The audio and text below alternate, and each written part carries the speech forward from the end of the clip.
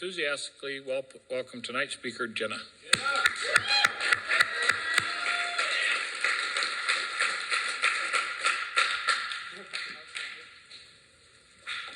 Let's see if this thing balanced. Hi guys, I'm Jenna. I'm an alcoholic. This is a lot, so bear with me. I don't usually get nervous, but I think the lights and all that is a little bit much, but I will adjust. So thank you for inviting me here. I haven't been since you guys have moved here, which has now been quite a while, but it's very nice. So thank you for having me. Thank you, Curtis, for asking me to speak. It's a pleasure to be here. It's a pleasure to be sober, really. My sobriety date is March 14th of 2018. I have a wonderful sponsor, and I sponsor other women in this program. And I have a home group that's unfortunately on Wednesday nights, just before this at 5:30 in Prescott. So I usually don't make it here, but I will try to do so more often.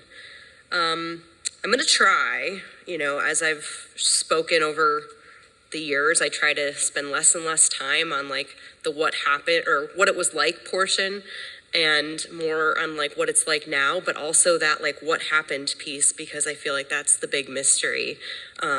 It's still kind of a mystery today. I look back and I know like the first year and change or two that I was sober, because I was such a chronic relapser, I got the question a lot of like, what's different this time?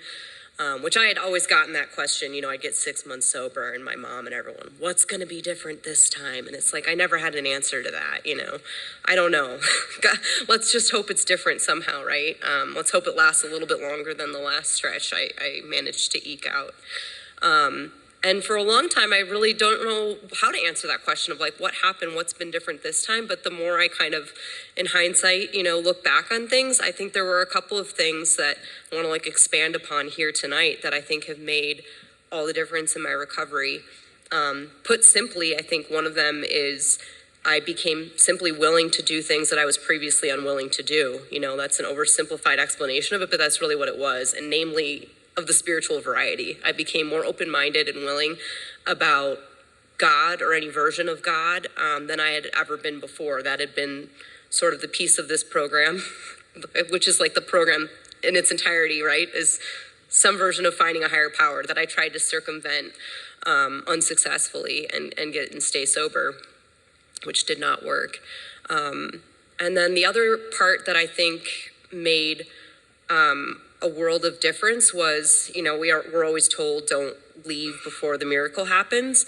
And I was down to stay until the miracle happened, but then I was hoping that was like the finish line. And then I would just, pick up the pieces and, have enough of my life together in the 6 months or whatever I've stayed sober and life's gotten good. I've gotten some things back and there's some money back in my bank account, and then like go live life outside of AA.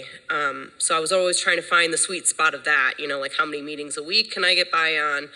How many like months do I need to stay in this thing before I can things are good enough that I can go and live life how I want to live? And I think that's the biggest thing that's been different. Even though life has gotten bigger and better, I still do the same things that got me here. And I hope that I never stray away from that. I think I've had a lot of, close to home examples of like getting the AA fairy tale and then like going about your life and then watching that all just walk out the door. And I've had some close calls of that myself that I'm no longer convinced that that's like a myth or that won't happen to me. I'm pretty sure that if I stop doing the things like showing up to speak or going to my home group or bringing in meetings to detox every week, that I would slowly, slide away, and all the wonderful miracles that have occurred in my life and all the great things that I have today would be gone probably in the blink of an eye, with as bad as things were for me. Towards the end, at the very end, I wasn't able. The roller coaster sped up, it was like the highs and lows became more extreme, and the rate with which those things were up and down was like rapid fire. So I could pull things together and they'd fall apart really, really quick. And so I have no doubt in my mind that it would be the same way if I picked up a drink tomorrow. But that took a lot of convincing. I think that was something else that I look back in hindsight and I have a new perspective on. I, for a while into sobriety, had a lot of bitterness about why did it take me so long, right? I had all the evidence it was not going well for a really long period of time. Like, it was clear that I was an alcoholic. Like, why couldn't I just get it? Why couldn't I stay? And like, the best explanation I have today is like, we really have to be thoroughly convinced, right, to our innermost selves that we are alcoholic. And up until I got sober on March 14th, there was always, no matter what was going on, fresh out of jail, no license, penniless, homeless, everybody's left me. Despite all that, there was always this like nagging notion of like, someday the circumstances will be different and I will be able to drink normally. You know, there's always this faint idea that I'll like figure it out and I'll, someday, somehow it'll be different, you know, like no matter what was going on. And like today, I don't have that sneaking suspicion anymore. I am convinced without a shadow of a doubt, like in my heart of hearts, that I am an alcoholic. It will never be different. Not in this lifetime. Maybe we get another chance. I get another life where I'm a normal drinker and, you know, it'll be a different experience, but not in this lifetime for me. And so now that doesn't make me exempt from picking up a drink though. Like that's the funny thing about alcoholism is that whole like, knowledge is not necessarily power, right? Like I can know that, but I can still willfully pick up a drink and like the what do they call it? The curious mental twist can still occur in that like I'll get the sneaking idea all of a sudden in the right circumstances, in the right light when I'm just far enough away from AA or from God where the idea can come, you know? So I try to keep myself dead center in this program because I feel safe here, you know, like I know none of us are exempt from, I see people go in and out all the time and not all of them come back. And I know that none of us are exempt from that, but I feel a lot safer when I'm in this herd and I'm right in the middle and I'm connected to you guys and to my higher power. So I'll talk a little bit about what it was like, and then I also want to spend some time talking about the miracles that have occurred in my life since working these steps, and also some of like the things that were surprising. I'm just saying this all out loud, kind of like how when you like write a paper and you put like the thesis up front, so that hopefully I like move in that direction and I try to channel my thoughts and remember where I started and where I want to go. But just to qualify, which I always find is a funny word, because if I'm here at a podium standing up and telling you about alcoholism, like I'm sure you trust that I have some experience there, but just in case you have doubts or you don't know me at all, because like I know a handful of people in here, and a handful of people know my story, and a smaller handful were here in those years when I was coming in and out and really struggling, and remember me as that girl in AA just crying all the time. I'm never gonna get sober. What's wrong with me? And that was life for a really long time. So I'll share a little bit about what it was like and what happened and what it's like today. So I always share this because I know when I got to AA, I heard, at least this is, and everything's through the filter of like my own perception, which is always like what I want to hear and see, right? That is what I'll see. Whatever I want to hear and see is what I'm going to hear and see. When I got to AA, I heard a lot of people share their experience of like their first drink, and it was this like love at first sight, like aha moment, like this spiritual experience, and like that wasn't my experience. So again, I was hearing that way because I didn't want to belong here. So I thought, oh, I'm not like you, because that was not my experience. And that kept me out for a while. But my experience was weird. It was very like gradual. I see now in hindsight that I had alcoholism very early on. It just didn't manifest with alcohol right away, which is weird, you know, because when I got here, I just assumed this was all about like a drinking problem. And it was weird to think of it any other way. But now that I look back, I mean, my first real experience with like a spiritual malady was through eating disorders, and that was awful. But I can look back on that now and see like that was absolutely like a spiritual sickness within, and that was just how it manifested first. And alcohol, for whatever reason, was like a I could take it or leave it situation at that time, like late high school, which again, I'm drinking in high school. I'm underage drinking. Like that could be questionably, is that normal? I don't know. But I know that my relationship to it was like, I have higher priorities. This was back at a time with alcohol where it wasn't the priority, right? Like I was able to have like goals and ambitions, and like if alcohol interfered with that, I could just stay away, which was not at all how like my relationship with alcohol eventually progressed. But back then, that's how it was. And I had a really hard time swallowing that whole like invisible line or invisible light switch thing. I thought that sounded totally far-fetched and defied all logic and physics and whatever. But that's absolutely, like, now when I look back, that's absolutely how my experience was. Drinking was normal and not an important priority. And then one day I woke up and it was the only priority, and I could not get back to that place of like last week or last month or whatever, no matter how hard I tried. And I wasted a lot of years just trying to retrace my steps. Like, where did I go wrong? Was it this friend group? Was it this boyfriend? Like, where did I step into this alternate reality that's a total alcoholic nightmare? I surely just need to go back and recalculate, you know? But that wasn't the case. I now like very much resonate with the whole like pickle and cucumber thing. Like, I don't have an explanation. All I know is like one day I woke up a pickle and I've been a pickle ever since. And long as I'm, you know, as much as I might long to be a cucumber, it's just not ever going to happen for me. So, yeah, I think the first several years I was like in that true like bewilderment of alcoholism, which was like, what is happening to me? What is wrong with me? Am I just maladjusted to life? You know, like, how did I start off with this like positive, you know, life in front of me and this whole plan, and here I am. And that just like, yeah, bewilderment is the word that I like to use, because that's truly how it felt. It was very confusing, and I spent a lot of time just trying to figure out how to undo that. And I had a lot of confusing theories, I guess you could call them, about what alcoholism is and it isn't.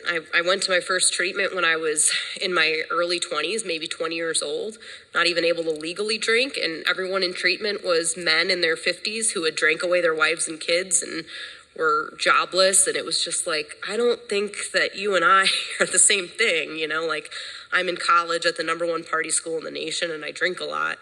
And like, you have had some shit happen, you know? Like, I'm not, you know, I could not see that was something I could become with some time and effort, you know?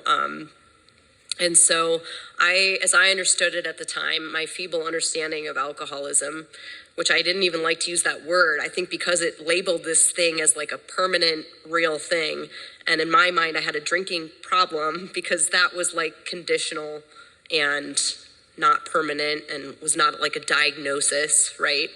It was this reaction to life that I was having, because I had struggled with eating disorders, and then I went to this big college and I didn't know who I was, and life was very scary, and I had a messy relationship, and all these variables were why I was drinking so much. But surely once those go away, you know, I will be able to return to normal drinking and I won't have this thing. So why are we acting like this is like a permanent situation, you know? And I just couldn't wrap my head around that. So then there were more years spent and wasted. One might argue, like I said, I look back on that now and it's not wasted years. I learned valuable lessons. I couldn't have been told that alcoholism is not a conditional thing, that the circumstances don't matter. I had to adjust all the circumstances one by one and rearrange and figure out one by one that that's not actually the solution. And so I did that. There was, you know, a lot of like, well, I'm just very young and once I have a career, once I have a husband and a family, all these things, I'll grow up, I'll grow out of this phase. And like, I never connected the dots that the way that I was drinking, which was very much alcoholically, at this point, you know, in my early 20s, I was drinking around the clock. I was having alcohol withdrawal seizures. I went from the dean's list my first year of college to academic probation. I was not functioning with life by any stretch of anyone's imagination. And it was evident to everybody, and even myself, as much as I tried to justify and rationalize what was, you know, this isn't happening to me, very much clearly an alcoholic. I still had so much denial, so thick at that time. But yeah, I didn't realize that the way that I was drinking was putting these things that I think are going to fix me out of reach, right? Like, I'm not going to find a soulmate and a husband drinking like this. I'm not going to become a CEO of anything drinking like this. I'm not going to, all of a sudden find myself wealthy and successful drinking around the clock. So how I thought that those things would occur organically, and then I would just not drink anymore because I have all the things necessary to make me happy and whole. I never really had an explanation for. I was just kind of like, I hope it all works out. I'm sure it'll all work out somehow. The circumstances will magically change, and I'll, be okay. And so what happened was I would manipulate everything around me to try to get those circumstances right. I would work really hard and try to get the right job. And while I'm sober, which I could do that for a few months, I could go to treatment and be sober for a few months. And then I could go to sober living, stay sober a few more months. And in that time, I would pick up all the pieces. I would get 2 jobs. I would save money. I would start dating some poor schmuck from treatment or whatever. And things would seem like they're on the up and up, right? Which was very confusing when I worked the 12 steps legitimately with a sponsor. And she was like, you don't think you have a problem managing your life? And it was like, no, you take away the booze and I do pretty good. I put all the pieces together. I make some money. The alcohol is really just the problem, and the other, I'm pretty good otherwise, and so we had a lot of work around that, but yeah, it was confusing that if I could just stay away from the booze, then all my problems would be solved. But how do I stay away from the booze was the fundamental question. But yeah, I would put all the pieces back together. I would clean up all the messes. I would slowly regain a little bit of trust from my family and loved ones. And I'd make a bunch of, promises, and I'd keep some of them for a little while, and all that stuff, all that half measure stuff, right? Doing the bare minimum that I can to keep the heat off, to keep the consequences minimal, to at least, shovel up the damage from prior, binges and move on. And, sometimes, one of 2 things would happen. Either I could temporarily get those circumstances to just the way I said they would be, and I would be okay, right? If I just get the job and the money, then I'll be okay and I won't drink. And miraculously, by a whole, twist of self-will and probably a lot of luck, I would get the job and the money for a little while. And then I would still get drunk, and it was confusing, but I thought that was the answer to all my problems. But clearly that's not enough, maybe it's also this. There was a lot of geographicals. Maybe it's just where I live. Maybe it's my friend group. Maybe it's this. Maybe it's that. Always trying to manipulate the exterior circumstances.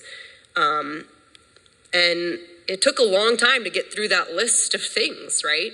By the time I was 28, I was still waiting. I was waiting tables, which this is another trick of alcoholism.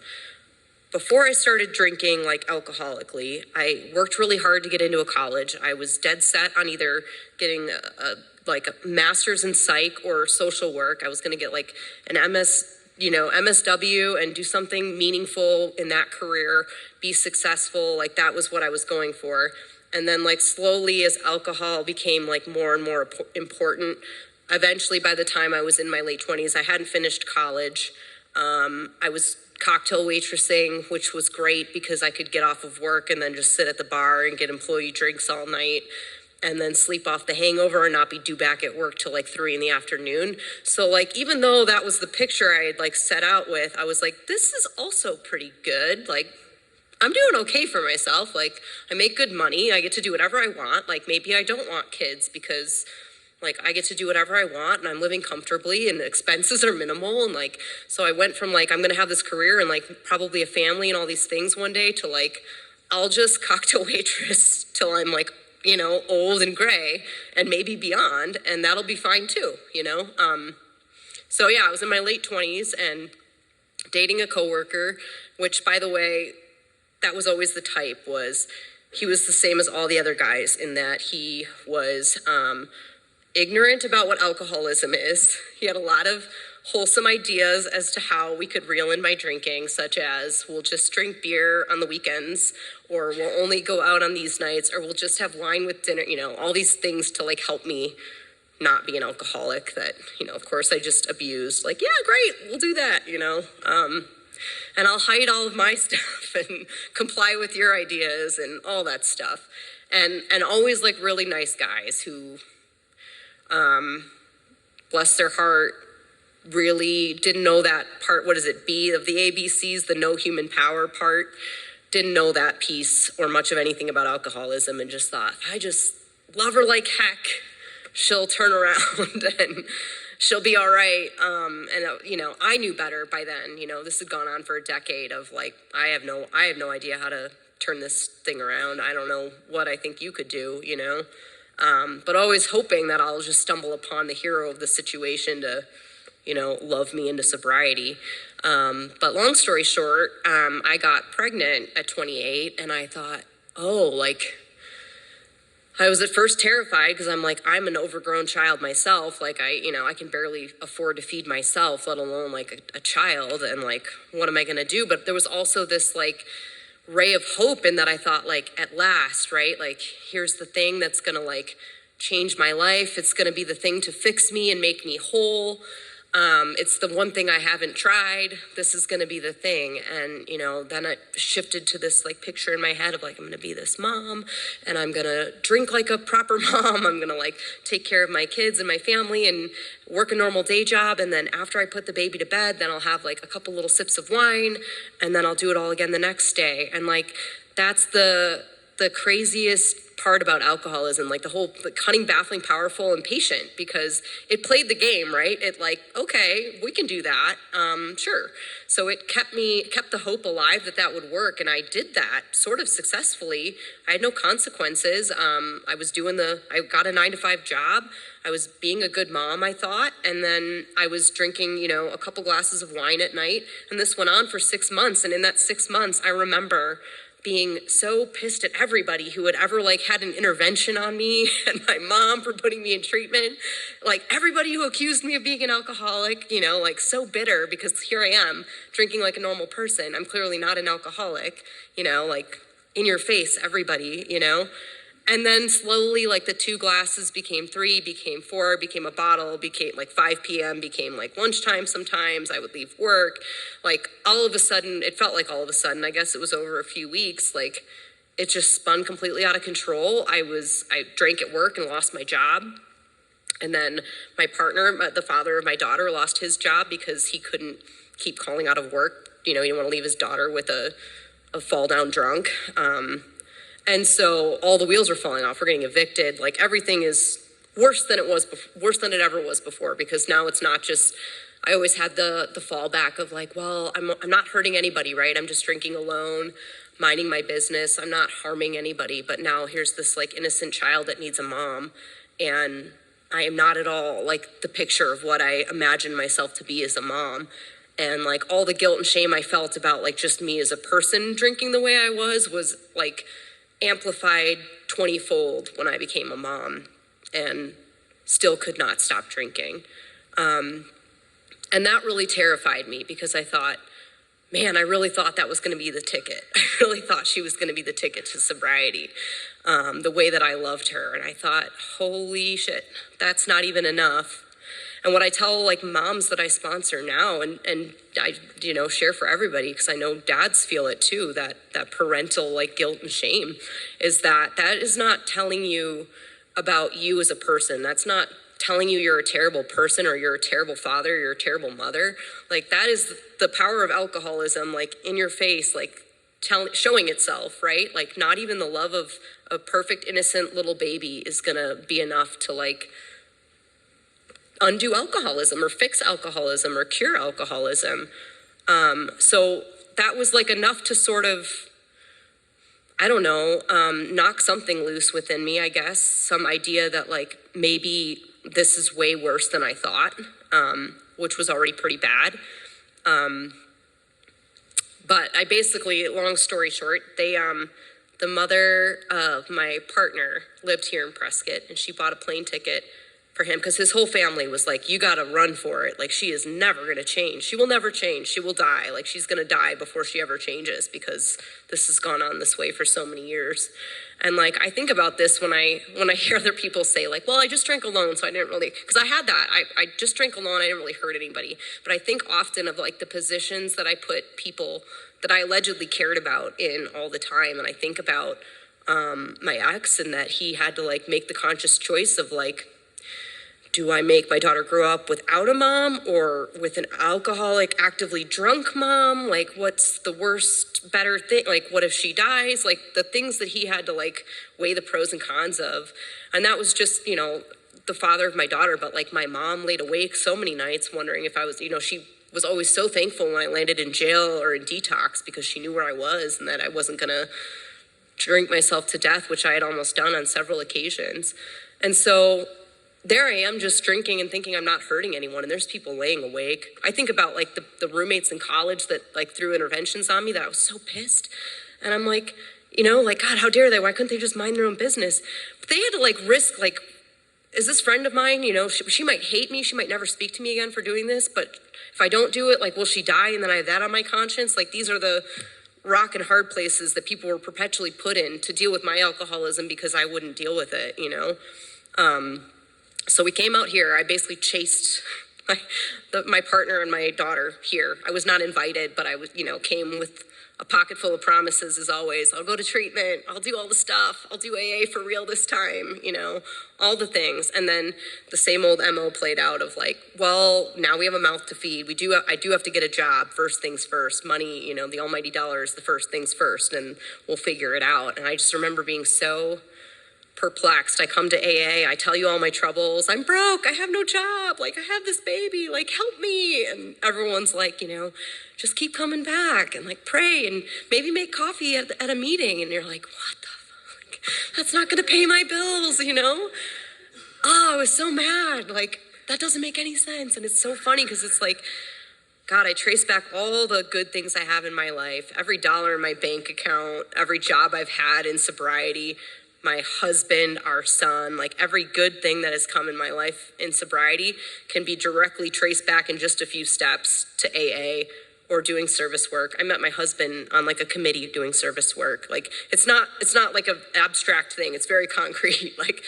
Like they said, just, you know, do AA to the best of your ability and like trust God. Do that and like all those things will happen. And it sounds so far-fetched and oversimplified, but that's my story in a nutshell. I came back and I had no idea, like I'd been a newcomer what feels like every few months for 10 years. And that's like, I'm downplaying it. It was probably like 12 years. And in that time, the most I ever got was, I think like 9 months, and that was a stretch. And so I came back with like, I don't, you know, here we go again, you know, like I had no real hope that anything would be any different.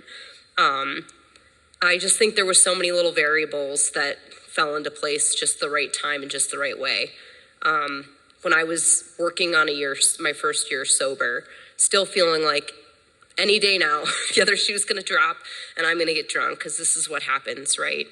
I was working steps with a sponsor and trying to get some feeble understanding of a higher power and what we do here and what's going on, even though I'd been in and out for so long.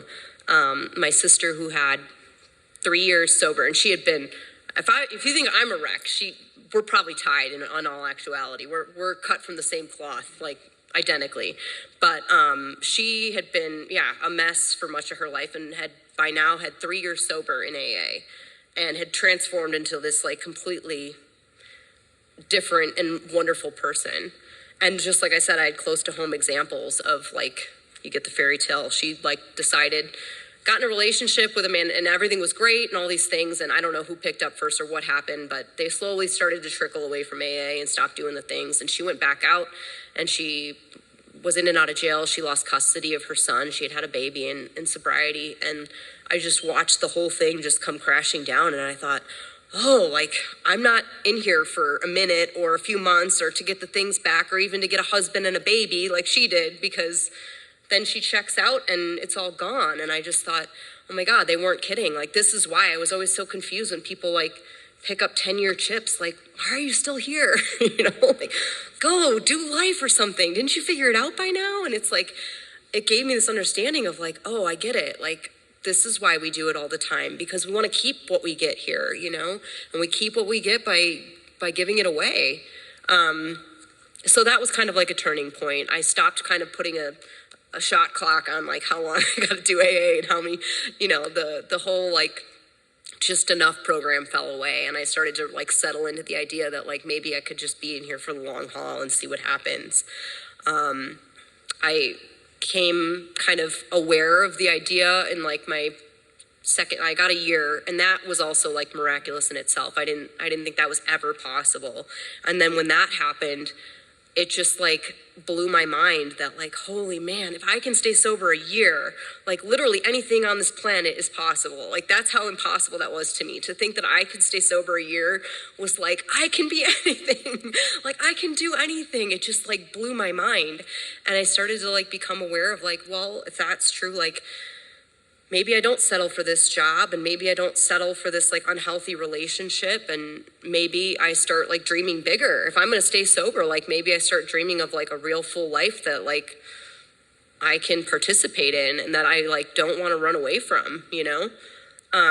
And so I left my partner, which was a tricky thing. We had 2 kids by then, and that's a testament too of the steps. By then I had found another sponsor, and like really started digging deep, and we were like practicing 6 and 7 and talking a lot about character defects, and like your character defects shine bright when you're like working through a separation and co-parenting and all that stuff. And like she helped navigate that for me, and asked the hard questions, and like I was only gonna leave if I knew I could do so fairly, and like not put myself and my wants and all my, you know, how I think it should go first, and instead like just put those girls and also him first, and myself somewhere else, you know, because otherwise if I lead with that, it all becomes a mess. It always did. So that was a scary thing, because the way I drank was always like, and I drank with him, he was there for all the worst years, and there was like a measure of guilt of like, oh, and then I get sober and then I leave him in the, you know, I felt terrible. But it was like, you start to realize that like, I don't know, I could see how I carry myself in these relationships and in my closest relationships determines like if I get to stay sober. If I can show up as my best self in this situation, and I'm confident that I can do that, I'm going to be okay. And I started to like really worry that like, I don't know that I can maintain that. I want to maintain my character. So anyway, that was scary. But I'd always had a babysitter, was what I was trying to say. I always had somebody to like watch over me and clean up my messes and love me anyway. And I was gonna, you know, I'm a sure bet kind of girl. I like the safe bet. And I, you know, he was always gonna be there no matter what I did or what happened. And it was scary to like walk away from that safe bet and trust that like I have a different and better keeper now, you know, like I don't need, there is no human power, right, that's going to keep me sober. I don't need to tether myself to anybody. I have somebody else now, you know? And so, yeah, I moved out into my own place, and had my girls only part of the time. And so for part of the time I was alone, which was horrifying. I don't think I'd never lived alone in all my life, ever.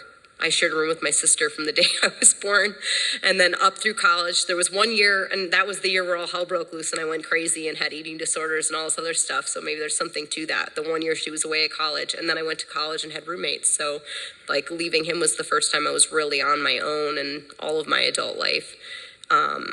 And my sponsor was like, you just take God with you, you know, everywhere you go. So many little things that she said that just sounded really cliche ended up being so true. And I think on the subject of like the things that have really surprised me in sobriety was like, I drank over every little thing, right? Like someone gave me a bad tip waiting tables. Oh, I gotta go drink, you know? Or a good thing. Oh, somebody gave me a great tip. I can go to the bar. You know, like no matter whether the skies were blue or the skies were gray, I would drink. And I'd never really experienced any like serious, you know, hardships or losses in life. And I thought, surely when those happen, I will have to drink, you know, I'll know no other way.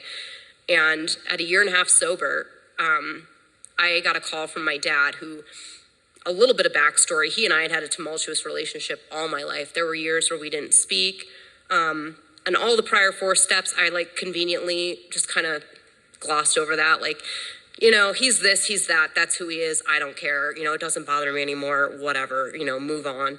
But never got to that like whole other side of like, I have empathy, I understand where he's coming from, and I can see how I participated in this like unhealthy dynamic. I can see what my part is, until this last time, working a 4-step with my sponsor, which was in the year before he died.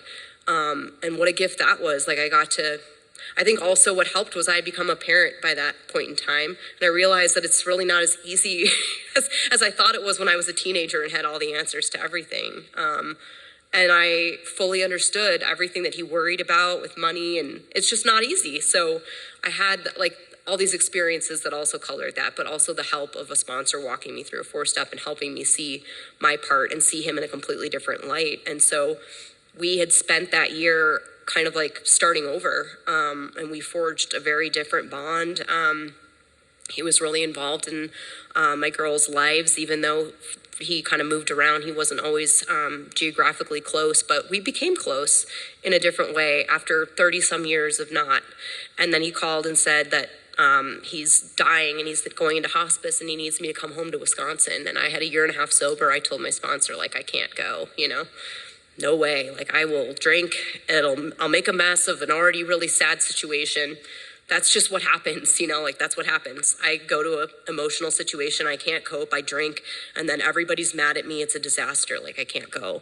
And she was like, well, like you have a different way of life now, you have a higher power, like I think there's gotta be a reason that you've been brought to this point, and like you have different tools. I think you just go and you bring God with you. And it was like, holy crap, okay. And so I just remember being on the plane and just being like praying constantly, like just show me what to do, like, but make it really clear, because like I'm dense, like make it very clear what I'm supposed to do, and I'll try to do it, like just help me, just make it clear.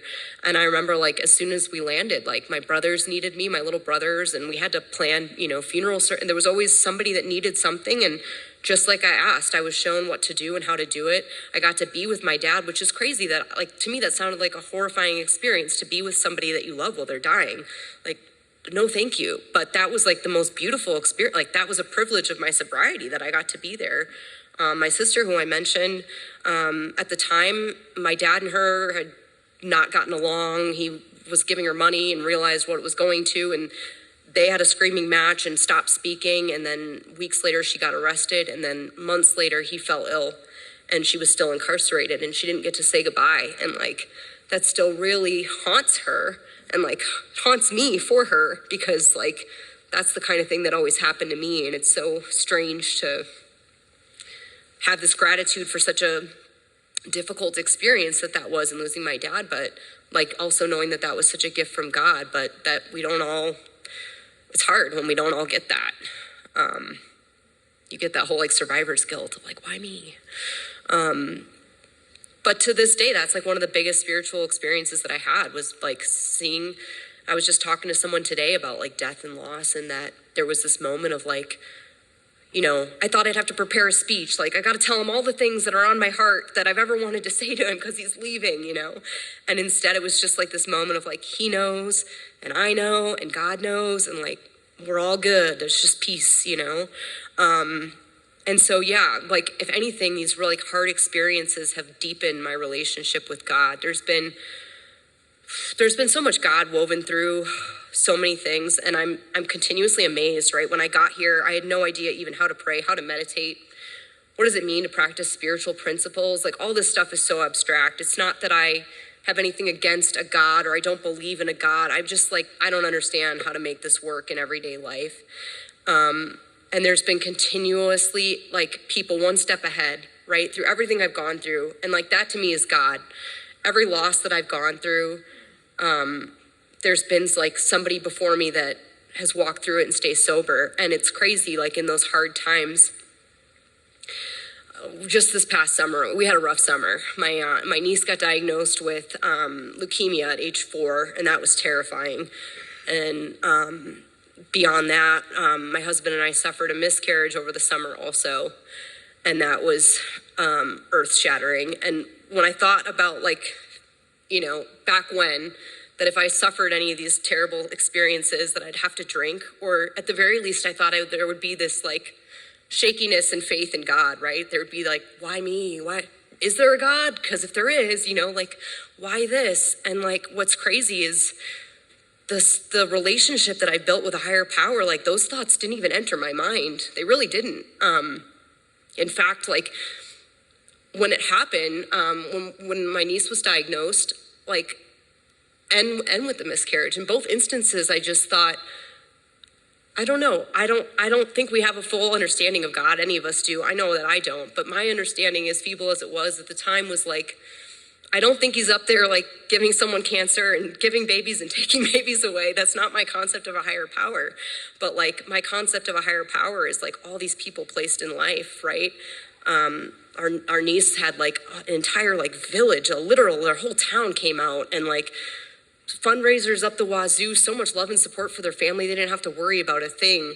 And with me, I feel like my actual sponsor had lost her sister like a few months before, and she was grieving hard. And I asked her, I said, like, how are you getting through? You know, like, how are you getting through? And she said, I always just, she by now had lost a couple of family members in the last like year. And she said, by now it's pretty like rote. I just draw closer to God. I spend more time with God. I spend more time in prayer and meditation.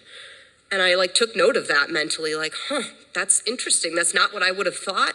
And then when it happened to me, it was like, oh, I guess I just draw closer to God now and I pray more. And there wasn't that, why me, God? Or is there a God? It was just like, okay, like, so what do we do now? Like, I guess you got a plan and I'm sure of that. And we'll see what happens from here, And I think that's like one of the biggest surprises that surprised me is that I came here to not drink, right? Like, I just want to stop drinking and wrecking my life. If you could help me with that, I'll be thrilled, right?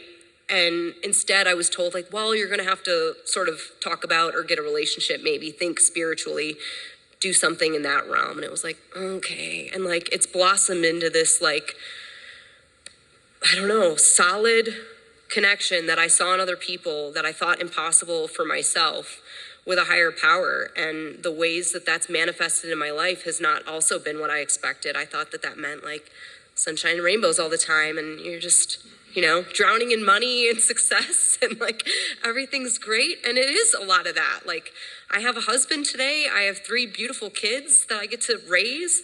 I have a good job. Like, I am okay. I'm doing pretty darn good. But like beyond that, like I have been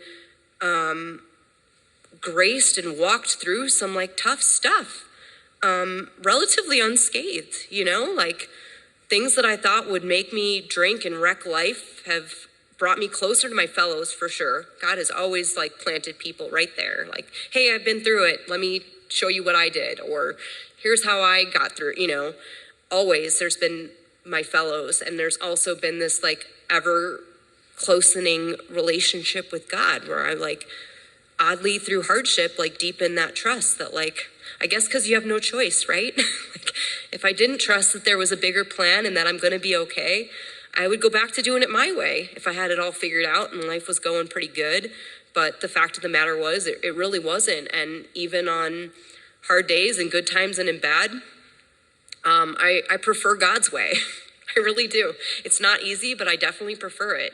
It's that feeling of like, I'm floating upstream. Even when it's rocky, I'm floating upstream. And the feeling of like me being in self-will and trying to manage my life is that like paddling endlessly upstream. I'm not getting anywhere. I'm getting exhausted and frustrated. Nothing's working out, like I can start to like feel it and sense it. And so I prefer to just float upstream, even if I'm not sure where we're going or what it's going to look like. It's just easier. It's more peaceful. So I am forever, forever grateful to this program, and I'm grateful that I'm not trying to count down my minutes till I can get out of here and be done with AA. And I hope that I'm lucky enough to stay here till I'm old and gray and a grumpy old woman. So I look at Mike, not any names in particular, but thank you for letting me share.